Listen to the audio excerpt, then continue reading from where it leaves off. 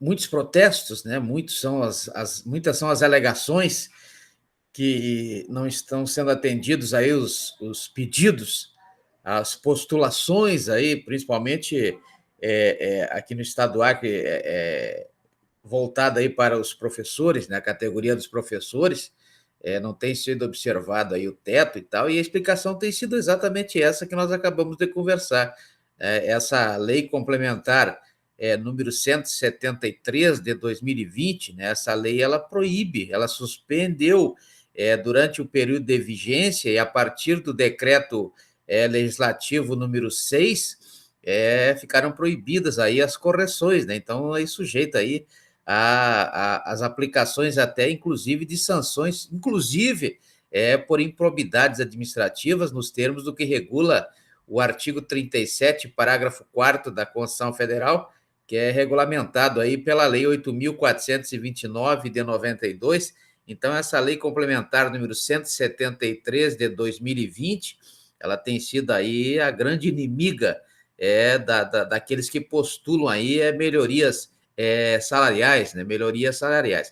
Então, temos aí uma série de questões a serem discutidas a partir disso. E aí surge o assunto a temática dessa nossa conversa, dessa nossa reflexão, que são exatamente as emendas, né? As chamadas emendas parlamentares, como prevê o artigo 166, parágrafo 4º, inciso 1º da Constituição Federal, tendo em vista aí os 4 tipos de emenda, né? A emenda da bancada, logicamente, a mais conhecida é a emenda individual de cada senador ou de cada deputado, né? Os senadores sempre buscando aí a melhoria para os seus estados, como preconiza o artigo 46 da Constituição Federal, o interesse pelo Estado, né? Diferentemente do que acontece com os deputados federais, onde, como preconiza o artigo 45 da Constituição Federal, o interesse é pelo bem da sociedade, ou para fazer alguma coisa pela sociedade,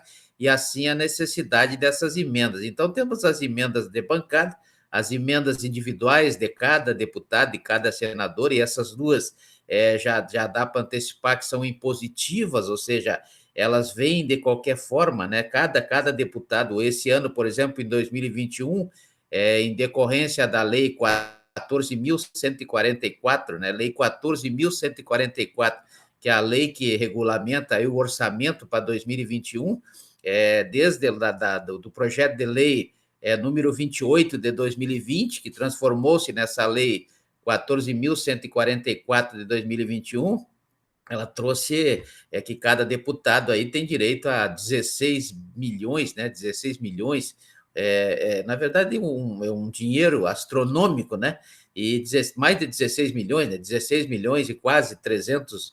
É um negócio, é dinheiro que não acaba mais. Mas existe essa possibilidade de cada um, independentemente de ser um deputado do Acre ou um deputado de São Paulo, independentemente de ser um deputado, um senador do Acre ou um senador de São Paulo, essa importância é a mesma, né? Então, o dinheiro que vem para o Acre é o mesmo dinheiro que vai por emendas individuais para os estados aí de São Paulo, Rio de Janeiro, etc. Então, temos as emendas de bancada, as emendas individuais, as chamadas emendas de comissões, que não são obrigatórias, né? Essas emendas não são obrigatórias, e também temos, logicamente, a chamada RP9. RP9 são as emendas do próprio relator, né? O relator da emenda, do projeto de emendas, que ele distribui, né? Então, nós tivemos aí uma distribuição para os estados, onde quem entregou, né, quem legitimou, quem escolheu, né, quem distribuiu foi o próprio relator do orçamento, que por acaso é uma criança, né? Então, veja que tivemos aí essa disposição aí desses valores por iniciativa de um senador que é o presidente da Comissão de Relação. Então, essa lei 14.144 de 2021, ela surgiu com base na Lei 14.116, lá de dezembro de 2020, que é a lei que trouxe a necessidade aí da regulamentação quanto ao orçamento, né? A regulamentação quanto ao orçamento, com esses 4 tipos de emendas, e principalmente com a emenda individual, que é a mais conhecida, como prevê a própria Constituição Federal, lá no artigo 166, parágrafo 4º, inciso 1º, que traz essa questão. E tanto os deputados quanto os senadores, eles trarão aí essas emendas, e esse é mais ou menos o ciclo, né, dos projetos de leis que resultam aí nas chamadas emendas constitucionais, as chamadas emendas constitucionais, né? Então, o que é, na verdade, uma emenda parlamentar? O que vem a ser uma emenda parlamentar? Uma emenda parlamentar, ela serve exatamente, serve para, ou seja, de acordo com a própria Constituição Federal, como já vimos lá no artigo 166, parágrafo 4º, inciso 1º, a emenda parlamentar, tudo que vai ser distribuído para os estados, do dinheiro da União, do dinheiro público, né, como disse Margaret Thatcher, né, o dinheiro público não existe, isso aí é invenção do povo, porque o dinheiro é da sociedade, o dinheiro é do povo. Então, por isso que essa expressão dinheiro público, na verdade, ela não tem muito fundamento, porque não é dinheiro, não existe dinheiro do Estado, e sim o dinheiro da própria sociedade. Então, a emenda parlamentar, ela se constitui num instrumento, né? Um instrumento que o próprio Congresso Nacional, nos termos do que prevê o artigo 44 da Constituição Federal, né, possui para que ele possa, então, participar da elaboração do orçamento. O orçamento, como já vimos lá no início, né, temos aí presente no artigo 163 da Constituição Federal, também no artigo 150 da Constituição do Estado do Acre, da mesma forma também a previsão do orçamento lá no artigo 77 da Lei Orgânica do município de Rio Branco, e esse orçamento constitui-se aí de 3 leis, né? O Plano Plurianual, a Lei de Diretrizes Orçamentárias e as leis orçamentárias anuais, que também são 3, né? A Lei Orçamentária do Orçamento Fiscal, a Lei do Orçamento de Investimento e a Lei do Orçamento da Seguridade Social, como prevê aí o próprio artigo 165, parágrafo 5º